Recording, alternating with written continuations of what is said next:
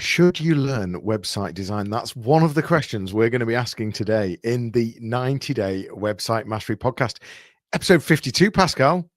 I know, that's rather exciting. Thank you, everyone, for joining us either live or on replay. But yeah, today's about looking to the future, looking after yourselves, looking after your audience, and finding ways for your website to work harder for you. And of course, for you to feel proud of your website again.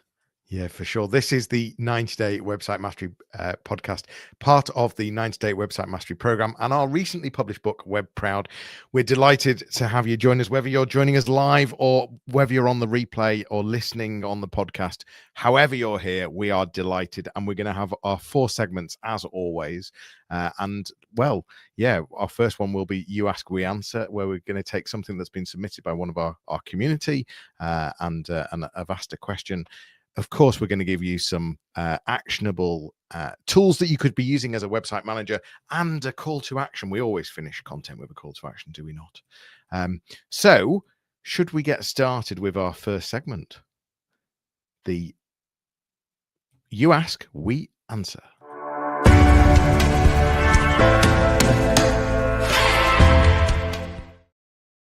So on this occasion, Jonny, this is something I received via email quite recently, one of my mentees. And the question is literally word for word as follows. I'll read it out to you. Hi, Pascal. I've been thinking about something. Should I go on the training course to learn how to design a website? Would it make it easier for me to update my website content and optimize it correctly? What say you, Jonny Ross? Well, I'm all for training. I'm all for CPD. Should you go on a course to figure out how to design and then design your own website is a question. I'm not quite sure whether I'd say absolutely yes to that. I think training is important. I think upskilling is important. I think understanding what can be done and what can be achieved is really important. But I don't know if it's the right analogy, but a bit like, if I was getting a house built, and do I want to do all the work myself, or do I want to go on a course to understand how the best way of plastering is done, how the best way of painting is done, to then actually just be able to choose the right supplier and to give them the right brief and to be able to challenge them. And I think that latter bit is far more important. In fact, only this morning I was internally briefing a new website for a new client, and I was internally briefing my designer in terms of what we're wanting.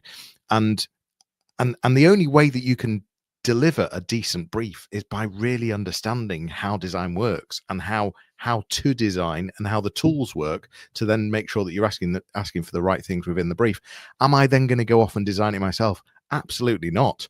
I can go on a training course, but that's not going to help me actually design. I don't have that creative design skill. So I think training is really important. I think you need to be clear about what it is that you're wanting to learn.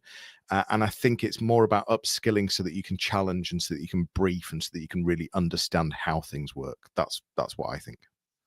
Yeah, and in a way, if you look at the question again, it's in 2 halves, isn't it? This is designed to learn how to design a website to make it easier for me to update my website content and optimize it. And I'm like, right. Now we have 2 different kind of categories here. We have website design and actually what you and I love, the running of the website. And they are 2 different things. Now, I'm with you, certainly would help for you to be kind of conversant in website design, to be sensible about your aspirations and expectation in terms of pace and momentum when it comes to design. But if your desire is to be a better content creator, content publisher, and optimizer, that's a different training, I would say, a different kind of skills development. But also for me, the conversation should be more about, all right, then, can we actually step back for a bit? And can we be more strategic and think about maybe a learning plan over the next 3, 6, 9, 12 months? So as opposed to kind of maybe reacting to a challenge. So this was, I would imagine, inspired by my client going on the WordPress CMS and then struggling a bit, because actually I think it's become a bit clunky. And when they introduce things like Elementor and a few other things, it doesn't make it any easier, I don't think. But that's Pascal's position. Happy to be challenged. But so I think for me would be, instead of reacting to challenges and thinking, "Oh, I need a training for that," step back and start to list, on a bullet point style, what you'd love to learn, but also what you would enjoy doing. I think it's really, really quite important. And then maybe kind of spread this over a number of months, and then look around what's available through your own kind of business support network, growth hubs. Jonny and I are very involved in the north of England in that kind of things. But I'd love it to be more part of a learning and development plan than just reacting, for sure. Yeah, I think, and I think some of the training is too focused on the tool itself as well, and less about the strategy. And I think that's more important, which I think is what you're tapping into. So, things around messaging and the structure of it, and even considering accessibility and considering user intent and customer journey across a website. Those are far more important than how to use a specific design tool, for example. So I think I like the idea of having sort of a bigger plan on training, but I think we're both agreeing that upskilling is so important to be able to understand what's achievable, what's not achievable, and as a website manager, sort of being able to be clear on what the strategy is, what's important, what do we need to focus on, and what do I need to make sure I deliver or work on over the next quarter or and the next year. Yeah, and to your point though, this should be informed by the business strategy, so you can cascade down. So you've got the vision for 2026, you've got your sales goals, you've got a number of kind of key performance indicators, as a result of which you believe that you have to upskill yourself and your colleagues, and you're going to do this over a number of months, not just a one-off like you and I did in our younger days, where we were sent to a Microsoft Office course just as a like kind of one-off, and then nothing else was done or said about it. So now, I mean, you and I obviously are part of the digital skills agenda. Of course, we would, say to people, you need to upskill yourself. But I like the idea of someone to be able to articulate the reason why and when they're going to do it. Yeah. And the other thing that we always talk about is that, is your time best spent designing the website? And actually, is your time far better spent on delivering what you're passionate about within your business, and a portion of that time being strategic about sort of shaping the design of the website, but not actually doing it. So think about how much you can earn during the hours that you end up potentially going down rabbit holes, which I think is the other thing to bear in mind hugely. But having the skills to be able to brief and challenge is just so important as well. It's interesting. That was quite a simple question, but we ended up talking about it quite a bit. But then, you should not be asking trainers whether you should go on the training course, but it's like asking a watchmaker what time it is. It's just not the done thing. So hopefully that's been really helpful for everybody, and go through it again. And we'd love for you to send us, your suggestions about your own learning plan for 2026. But it's time to move on to our next segment, website stories.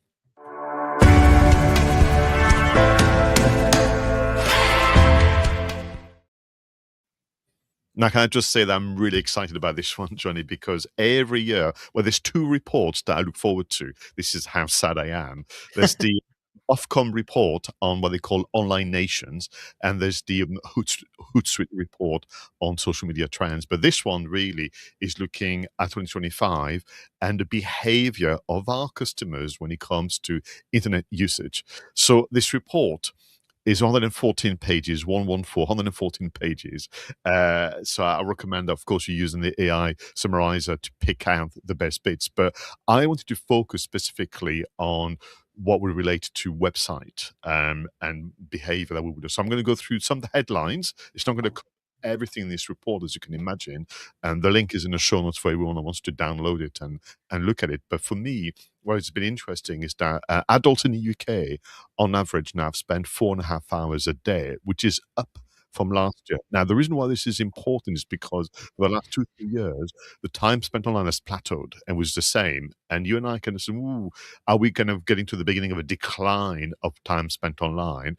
But we've been up now by 10 minutes a day, which is not negligible. 4.5. The vast majority, of course, has been using smartphones as a gateway to the internet.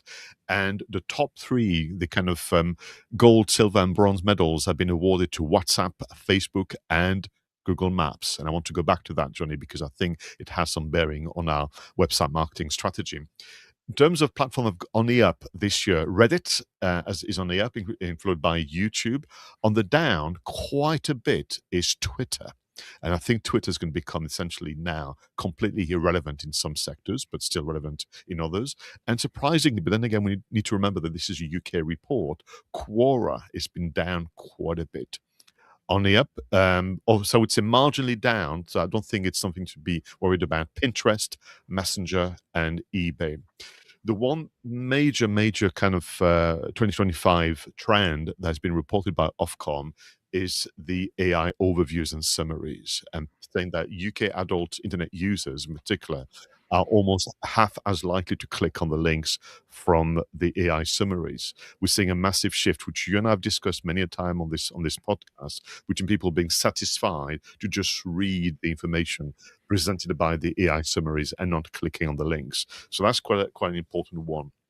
Trust is an issue on the internet, and literally only a third of the adults being surveyed actually believe that the internet is good for society. So, need to bear this in mind. How do we operate as digital marketers in an environment where trust is down? Excuse me. The one thing to also bear in mind is obviously this idea of the agentic AI. You know, I've discussed this. We think the term is awful, but this idea where AI will start to be able to work autonomously. And the number two use cases would be to compare products and services or to plan holidays. And the majority of the comparison will come from your presence on Google Maps and your presence on Google overviews. So Google Maps is a massive part of the report. It's been actually interestingly called or kind of labeled the high street of the digital world.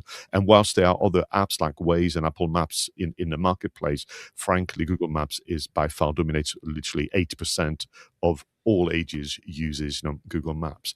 So reflecting on this kind of top level summary of the insight, there's a lot more in this report. From a marketing and website experience point of view, there are three core pillars that people should focus on. Become the answer, and therefore publish content well.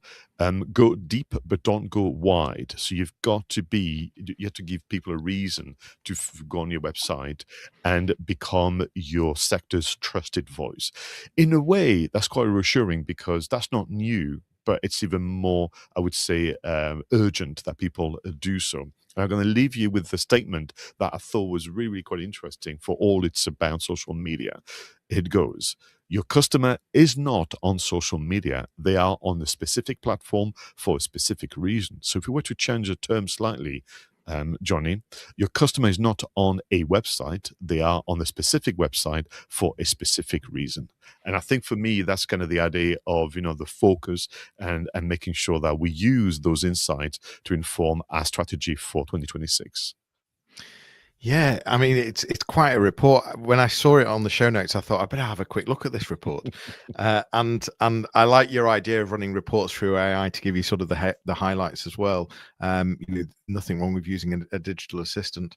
And the sort of what I took from it was this isn't saying do more marketing. It's saying be present where the attention is all where people already are, and they already have their attention. So, for example, websites are no longer brochures; they are feeding the machines.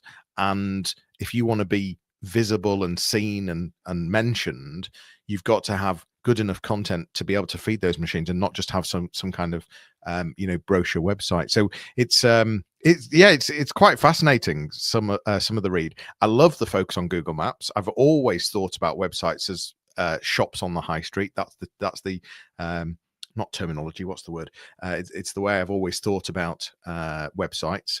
How do you, using SEO to get on a busier high street, basically, and Google Maps is sort of the signpost to all of this.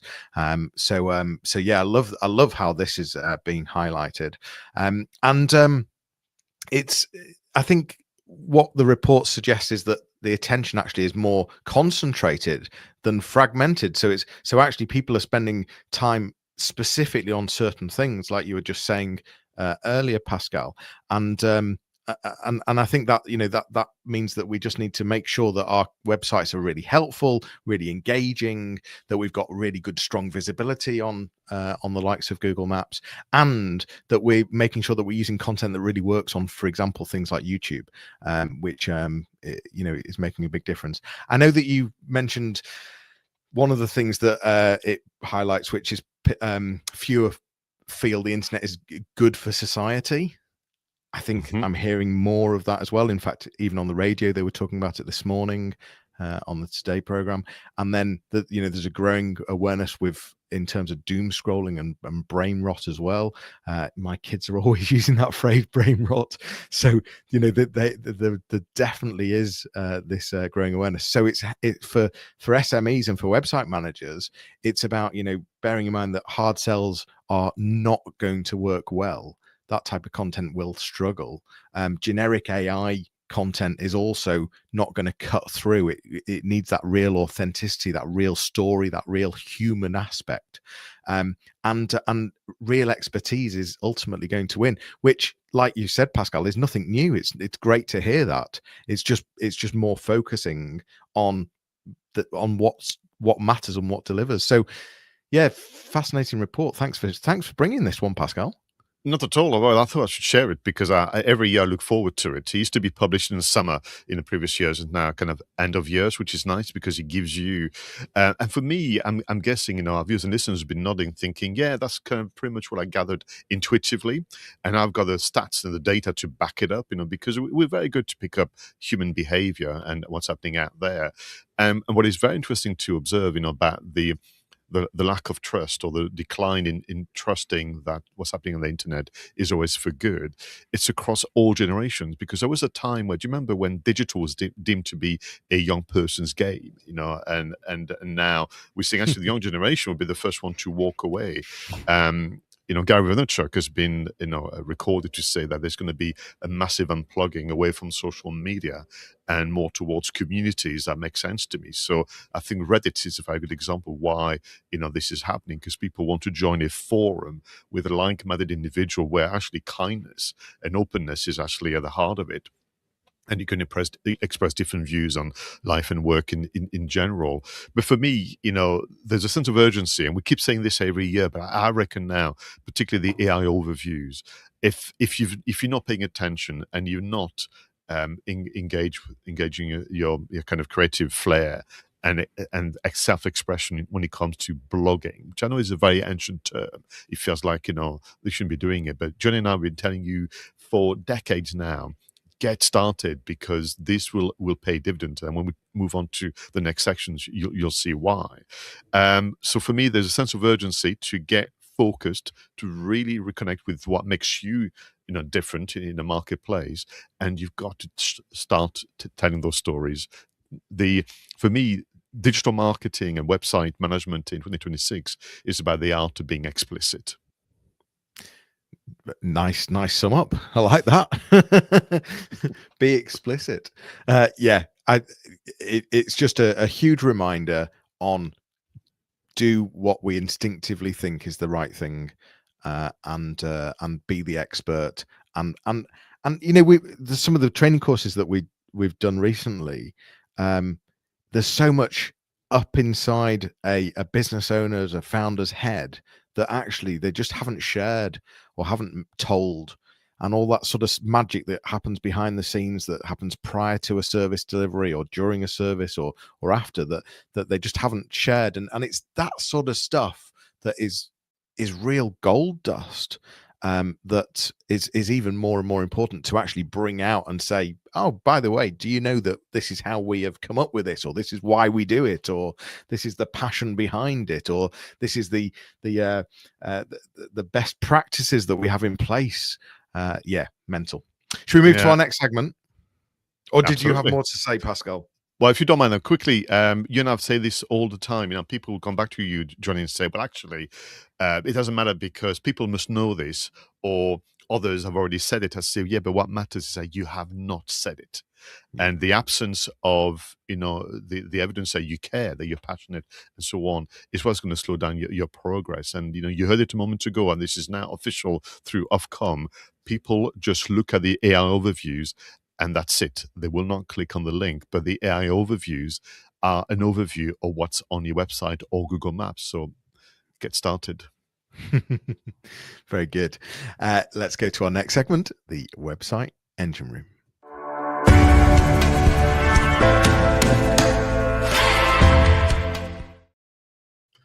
Now, in this part of the show, Jonny and I like to be able to test and report back to you an app or a software solution that can make life easier as a website manager or content creator. So, Jonny, what is your discovery for today? This is clay.com. Links will always be in the show notes, as always.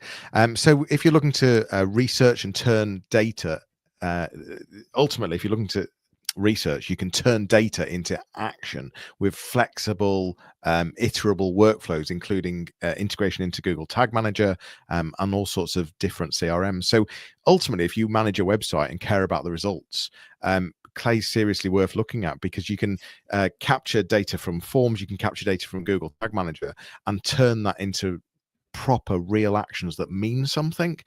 So that's going to help grow growth goals. It's going to take complications instead of overcomplicating things. It makes things easier to understand, ultimately increasing customer journey experience, increasing return on investment, and it just feels like quite a modern tool in this sort of digital age on how websites should be built. So yeah, it's quite fascinating, and I'd really suggest having a play with it. So that's clay.com. Thank you very much. So I've gone old school, but only because recently I was talking to a client where actually, bear in mind the conversation we had a moment ago, they have been really quite busy in content creation. They have a really extensive library of blogs and podcasts and videos and resources and so on. It's so huge that even they've lost track of what's in it, and they start to sometimes be surprised.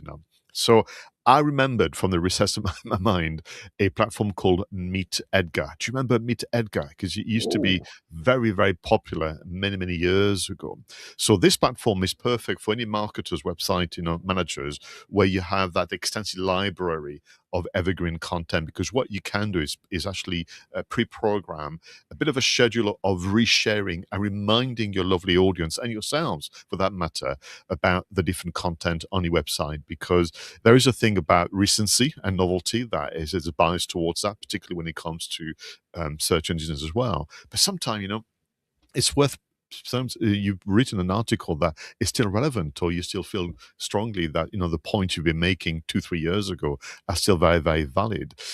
So, because time is against you, what you can do is put together that schedule in advance. You get, of course, nowadays a lot of assistance with AI. You can do some A/B testing, but more importantly, you get some analytics as well. But the one thing that I loved is also this integration with Chrome. So you could visit your own website, which sounds very strange, but you could visit your own website, and via Chrome, you could actually set the schedule of resharing and reminding the world, what a great content creator you've been. So MeetEdgar, your kind of assistant to help people not miss out on the good stuff in your website. What a great reminder of a tool that's been around a while, but can make a big difference. I like it. Let's move to our next segment, our final segment, the website call to action.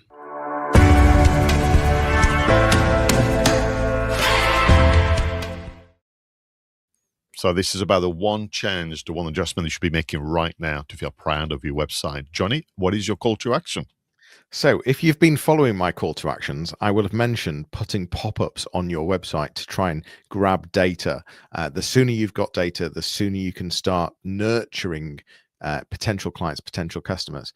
This call to action is sort of, in a way, slightly against it in terms of making sure that you haven't just sort of put loads of pop-ups up and not made it easy for the user to just close them easily. So so the important thing here is don't just plaster your website full of pop-ups that are just constantly coming up and are really difficult. I think they're really important to have as part of the strategy, but also as part of the strategy, make sure they're mobile friendly, make sure they're timed well, make sure they're easy to close. What you don't want to do is frustrate visitors either.